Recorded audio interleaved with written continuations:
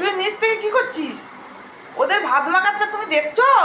না না খুশি তোদের জন্য দেখ, তোর বাবা দুটো ডিমও সিদ্ধ দিয়েছে।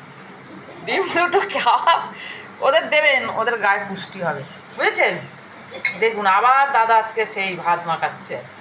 হ্যাঁ, আবার ওদের জন্য ডিমও সিদ্ধ দিয়েছে। দেখো এই ভাত, এই ভাত, হ্যাঁ, সব এসে লাইন দিয়ে দাঁড়িয়ে আছে এখন। অবশ্য দাদা কাজ থেকে আসে তো দেরি হয় একটু, ওরাও খাবার জন্য ব্যস্ত হয়ে যায়।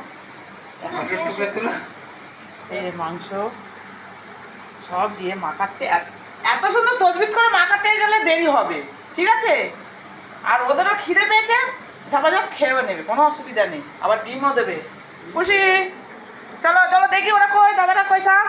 এই তো সব দাদারা, সব ভাত মাখা হয়ে গেছে। চলো চলো চলো, এই তুই কোথায় যাচ্ছিস? চলে চলে চলে চলে চলে। ওর পাশে কি